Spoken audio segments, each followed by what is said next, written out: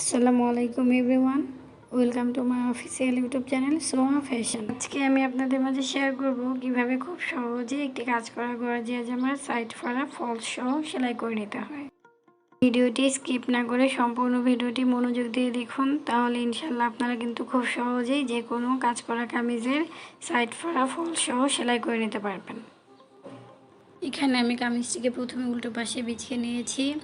তো আমি এই যে এখানে উপরের দিকে হিপের অংশ পর্যন্ত সেলাই করে নিয়েছি। হিপের অংশ পর্যন্ত সেলাই করার পর নিচের দিকে আমি যে সাইড ফাড়া সেলাই করতে হবে তার পাশে আমি 1 ইঞ্চি পরিমাণ জায়গা রেখেছি। তো আপনারাও এখানে 1 ইঞ্চি পরিমাণ জায়গা রেখে তারপরে বাকি অংশটুকু কেটে নেবেন। এর থেকে বেশি পরিমাণ কাপড় রাখলে কিন্তু পরে সেলাই করতে সমস্যা হবে। এখানে দেখুন মেপে দেখাচ্ছি যে আমাদের 1 ইঞ্চি পরিমাণ জায়গা আছে সব দিকে। এরকম করে আপনারা মেপে দাগ দিয়ে দিয়ে 1 ইঞ্চি পরিমাণ রেখে বাকি অংশটুকু কেটে নেবেন। দেন আমি কাপড়গুলোকে এভাবে ভাঁজ করে আয়রন করে নিয়েছি। তো আমাদের যে বরাবর ভাঁজ লাগবে সেই বরাবর আমরা এভাবে করে ভাঁজ করে আয়রন করে নিয়েছি। তো এখানে অন্য পাশটাতেও কিন্তু সেমভাবে আমি 1 ইঞ্চি পরিমাণ কাপড় রেখে নিয়েছি, রেখে বাকিটুকু কেটে নিয়েছি। দেন এটাকেও আমি এভাবে করে ভাঁজ করে আয়রন করে নিয়েছি। তো আপনারাও সেমভাবে এরকম করে 1 ইঞ্চি পরিমাণ কাপড় নিয়ে ভাঁজ করে আয়রন করে নেবেন। তো এখানে আমি এক পাশের সাইড ফাড়া অংশটি সেলাই করে নিচ্ছি। তো এখানে আমি যে আমাদের ফলস পার্টের ওপর দাগ দিয়ে নিয়েছি, আমাদের আয়রন করার উপর যে ভাঁজটা পড়েছিল সেই ভাঁজের উপরেই কিন্তু আমরা দাগ দিয়ে নিয়েছি। তো এখন নিচের অংশটি আমরা আলাদা করে এক পাশের অংশ নিয়ে নিচ্ছি। নিয়ে আমরা একদম মুহুরির শেষ কামিজের শেষ মাথা থেকে 2 ভাঁজ করে নিচ্ছি। এরকম করে ভাঁজ করে 2 ভাঁজ করে আমরা সেলাই দিয়ে নিচ্ছি। অবশ্যই আমাদেরকে সেলাই শুরু করার সময় 2-3টা সেলাই দিয়ে তারপর সেলাই করতে হবে, না হলে কিন্তু সেলাই পরে খুলে যায়। তো আমরা এখানে ব্যাক সেলাই দিয়ে তারপরে সেলাই দিচ্ছি।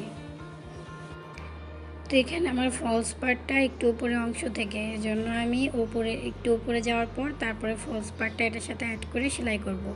তো আপনাদের ফলস যদি একদম মুহুরির অংশ পর্যন্ত হয় তাহলে আপনারা মুহুরির অংশ থেকে ফলস জয়েন করে নেবেন। তো আমি ফলসটি উপর থেকে এরকম সমান করে মেপে নিচ্ছি।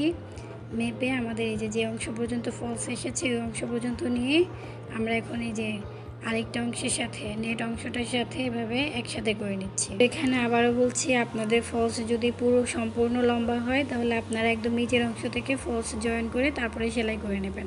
তো এখানে আমার জামার ফলসটা যতটুকু উপর থেকে শুরু হয়েছে ততটুকু উপর থেকে আমি সেলাই করে নিচ্ছি। তো এখানে ভাঁজটা একটু সাবধানে দিয়ে নেবেন যেন দুইটা একসাথে থাকে এবং দুইটা সমপরিমাণ ভাঁজ ভেতরের দিকে যায়। তো আমি দুইটাকে একসাথে করে ভাঁজ দিয়ে নিচ্ছি, দেন ভাঁজ ঠিক করে সেলাই করে নিচ্ছি। তো এখানে কিন্তু ফলসটা আঙুল দিয়ে দিয়ে তার ভেতরের দিকে দিয়ে নিতে হবে, জামার নেট কাপড়ের ভেতরের দিকে প্রেস করে দুইটা সমান করে তারপর ধরে দেন এই পাশে ভাঁজ দিয়ে নিতে হবে। ভাঁজ দিয়ে তারপর সেলাই করতে হবে, না হলে কিন্তু ফলস এবং নেট সমান ভাঁজ হবে না। তো এইভাবে করে পুরোটা অংশে ভাঁজ দিয়ে দিয়ে দুইটা সমান করে নিয়ে তারপর সেলাই করে নিতে হবে।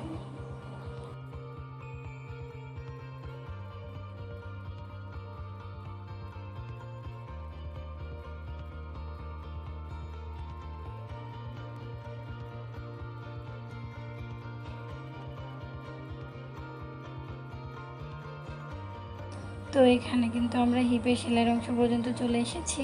তো এখানেও সেমভাবে 2 ভাঁজ করে দুইটাকে একসাথে নিয়ে দেন সেলাই করে নিতে হবে।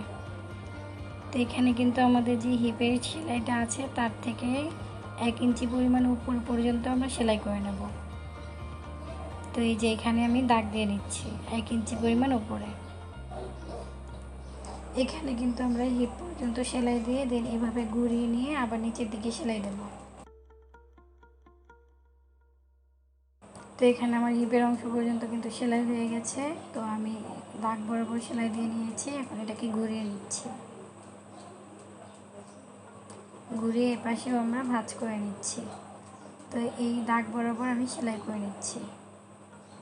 দেন এটাকে আমি আবারও ঘুরিয়ে নিচ্ছি, ঘুরিয়ে ভাঁজটা ঠিক করে দেন আবারও আমি সেলাই করে নিচ্ছি। তো আমাদের পেছনের অংশে কিন্তু কোনো ফলস নেই, এই জন্য কিন্তু এটা সেলাই করতে খুব তাড়াতাড়ি হয়ে যাবে। আমাদের যেহেতু আয়রন করা ছিল সেই ভাঁজ অনুযায়ী আমরা জাস্ট 1 ভাঁজ দিয়ে দিয়ে সেলাই করে নেব।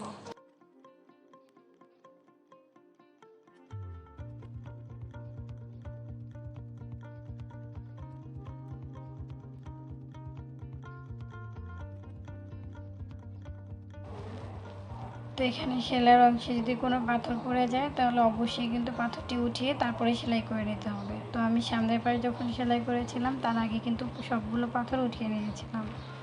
আপনারাও যখন সেলাই করবেন তখন কিন্তু সেলাইয়ের অংশ থেকে পাথর উঠিয়ে তারপর সেলাই করে নেবেন।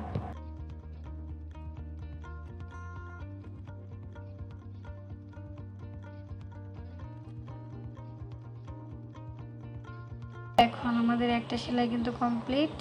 এখন এটাকে আমরা ঘুরিয়ে নিচ্ছি, ঘুরিয়ে সাইড দিয়ে আমরা আরেকবার সেলাই করে নিচ্ছি। তো সাইড ফোল্ডে সেলাই করার সময় কিন্তু আমাদের দুইবারই সেলাই করতে হয়, একটা ভাঁজ দিয়ে সেলাই করতে হয়, ভাঁজ দিয়ে সেলাই শেষ করার পর একদম সাইড দিয়ে আরেকটি সেলাই করে নিতে হয়। তো এখানে হিপের অংশ পর্যন্ত সেলাই করার পর কিন্তু আমাদেরকে আবার ঘুরিয়ে নিতে হবে, ঘুরিয়ে দেন আবারও সাইড দিয়ে সেলাই করে নিতে হবে।